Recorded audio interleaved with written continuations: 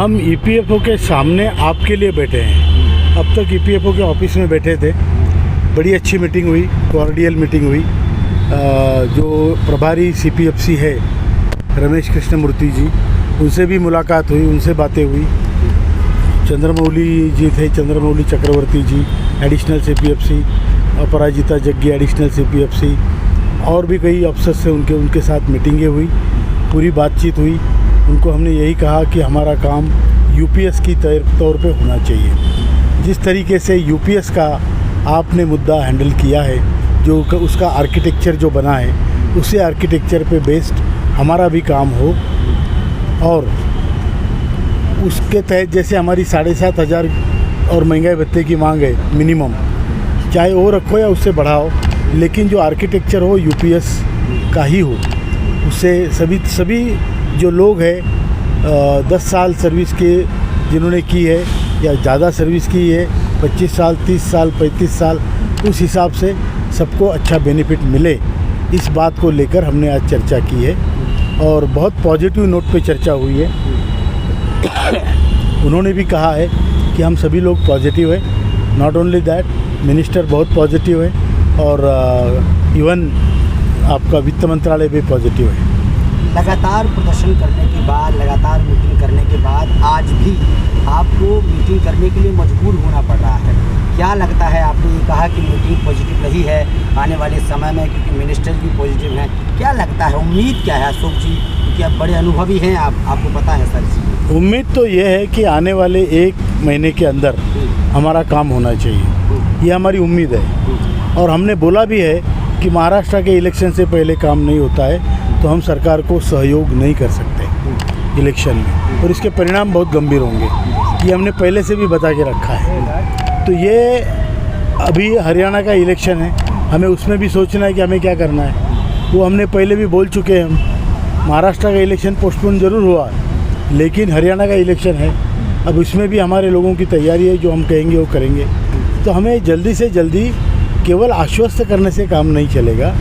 जैसे आपने तुरंत एक मीटिंग में यूपीएस का फैसला लिया और उसके पहले जो आपने उसके लिए मीटिंगें कराई होगी, उसी तरीके से आज भी हमारा ग्राउंड वर्क आपके पास अगर तैयार है तो जल्दी से जल्दी इसका फैसला हो, ये हमारा कहना है। प्रधानमंत्री नरेंद्र मोदी यानी कि पीएम के चुनाव, जब लोकसभा चुनाव हुए थे, उस वक्त भी आपने इंडिया गेट से चेतावनी दी थी, भरी बारिश में, और बड़ा वैसा माहौल था। क्या लगता है, लोकसभा चुनाव निकल गए लेकिन अभी भी आप दौड़ रहे हैं, अपनी मांगों को लेकर जा रहे हैं अधिकारियों के पास। अब विधानसभाओं पर आपने चेतावनी दी है, चाहे वो महाराष्ट्र के हो, हरियाणा का हो, लगता क्या है सर अशोक जी? मतलब देखिए, लोगों का जो गुस्सा है लोकतंत्र में, वो केवल एक नेता के कहने से नहीं, उनके मन में वो गुस्सा होता है। वो गुस्से का परिणाम आपने देखा है लोकसभा में।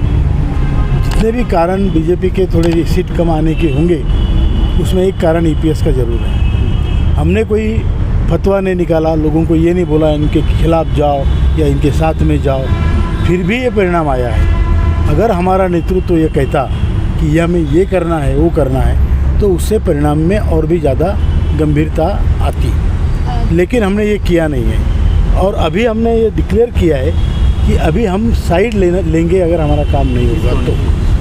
सर, पिछले बार आपने प्रेस कॉन्फ्रेंस में सरकार को चुनौती दी थी और आज ईपीएस के साथ मीटिंग हो रही है, तो इसका परिणाम क्या होगा? इससे सरकार नहीं, देखिए मैडम, चुनौती हमने दी ज़रूर है, तो चुनौती कायम है उसकी जगह, लेकिन हम प्रॉब्लम का हिस्सा नहीं बनना चाहते, हम सॉल्यूशन का हिस्सा बनना चाहते हैं। अगर वो सॉल्यूशन निकाल रहे हैं, वो बुला रहे हैं, आपको कुछ बात बता रहे हैं, तो आपको सुनना पड़ेगा, उसमें कंट्रीब्यूशन करना पड़ेगा। तो आज की मीटिंग में सॉल्यूशंस निकले? सॉल्यूशन नहीं निकले, लेकिन हम सॉल्यूशन की तरफ बढ़ रहे हैं।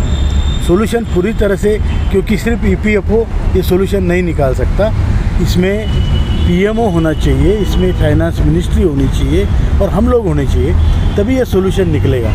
तो ये सॉल्यूशन निकलेगा ज़रूर, लोग सभी पॉजिटिव है, लेकिन केवल किसी को अपोज करने के लिए या इसको पॉलिटिकल मुद्दा बनाकर सरकार को घेरने के लिए हम ये काम नहीं कर रहे हैं। हम ये काम इसलिए कर रहे हैं कि हमारे लोगों का इसमें जल्दी से जल्दी भला हो, उनको उनकी रोजी रोटी मिले। अब इसके लिए हम लोग काम कर रहे हैं। तो इसलिए अगर हमने कोई चेतावनी दी है तो वो चेतावनी अपनी जगह बिल्कुल ठीक है, और यहाँ पर सोल्यूशन निकालने के लिए अगर हमें मीटिंग में बुलाया जाता है, हमारा सहयोग लिया जाता है, तो हम जरूर करेंगे। अशोक जी, अंतिम सवाल मेरा रहेगा, बाकी जो लोग पूछें। जी। प्रधानमंत्री नरेंद्र मोदी से 2 बार आपकी मुलाकात हुई, देश में बड़े बड़े मुद्दों पर, क्योंकि ये सवाल मेरा हर बार आपसे रहता है, बड़े बड़े मुद्दों पर चर्चा हो रही है, बड़े बड़े बिल पास किए जा रहे हैं। सवाल ये खड़ा हो रहा है कि हज़ारों लाखों की तादाद में बुजुर्ग सड़कों पर रहे हैं, आज भी मीटिंग ही चल रही है। मामला क्या है? क्या प्रधानमंत्री नरेंद्र मोदी तक वाकई में बात नहीं पहुंच रही है, या कारण क्या मानते हैं आप? नहीं, आदरणीय प्रधानमंत्री जी की बात तो तभी पहुंची जब हम उनसे मिले हैं। एक बार नहीं, 2 बार मिले, आधा घंटा उन्होंने चर्चा की है, विषय समझा है, अपनी तरफ से डायरेक्शन भी दिए है। इस प्रश्न में सबसे बड़ा हैज़ल्स थी, ब्यूरोक्रेटिक अड़चनें थी, जो अभी दूर हुई है, काफ़ी हद तक दूर हुई है। और अभी जो मंत्री जी आए हैं वो भी स्पष्ट समझते हैं कि करना क्या है। तो इसमें हमारी आशा पल्लवित हुई है और जल्दी से जल्दी हमारा काम होगा।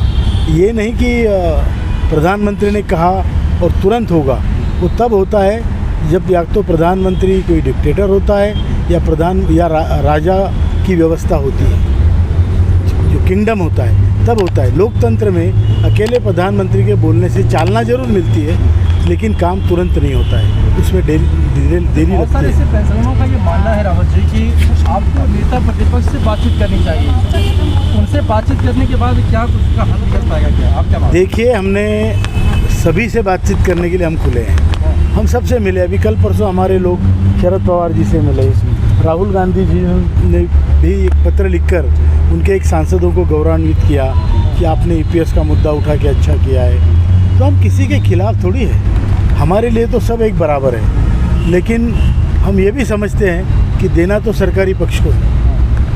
विपक्ष हमें मदद ज़रूर कर रहा है। अभी देखिए आप, जंतर मंतर पे पूरे विपक्ष के सांसद आए थे, सत्ताधारी भी आए थे, उसके पहले भी आए थे सत्ता वाले सांसद, डॉक्टर भामरे आए थे, हिना गावित आई थी, काफ़ी लोग आए थे जो सत्ताधारी पक्ष के थे। तो ऐसा नहीं है कि वो नहीं है, सभी सांसद हमारे साथ हैं, लेकिन अभी पता नहीं, हर चीज़ का एक योग होता है, जल्दी से जल्दी वो योग आ जाए और उस संयोग को हम सब सेलिब्रेट करें, यही मेरी प्रार्थना है सभी से जो इसमें मुद्दे से जुड़े हैं।